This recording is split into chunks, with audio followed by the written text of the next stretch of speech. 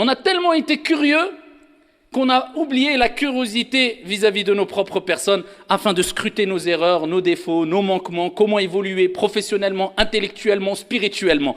On s'est préoccupé des gens, eh bien on s'est oublié nous-mêmes. Et c'est pour ça qu'il faut prendre conscience aussi, je terminerai avec ça, que c'est un mal profond. Attention, quand on parle de ce sujet de la curiosité qui est peut-être pas assez, wallahu alam, peut-être pas assez traité, il faut comprendre que c'est un sujet très profond qui permet la réforme. C'est pas simplement un sujet qui, bon, voilà, c'est un sujet comme les... Non, ceux qui veulent se réformer en profondeur, réformer leur âme, ici, du mal vers le bien ou du bien vers l'excellence, eh bien, il faut traiter les sujets dans leur profondeur. Et parmi les sujets qu'il faut traiter, c'est la curiosité. Parce que la curiosité, c'est quelque chose de subtil, caché quelquefois, vicieux, eh bien, qui provoque de grands maux. L'éloignement de Dieu, comme on avait dit, la perte de temps, etc. Mais aussi, Ibn al-Qayyim, rahmatullahi alayhi, regardez ce qu'il nous dit, écoutez ce qu'il nous dit. Il nous dit que, ici, une des causes de la plupart des actes de désobéissance, c'est la curiosité liée au regard et à la parole.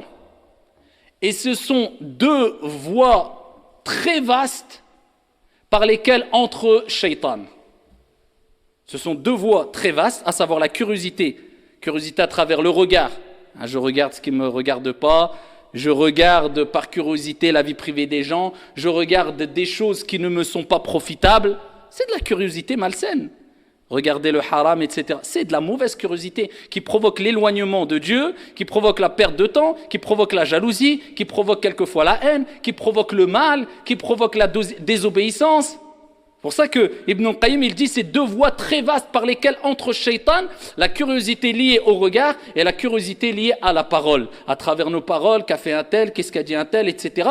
Parce que ça ouvre la porte à tous les actes de désobéissance possibles et imaginables dans certains cas.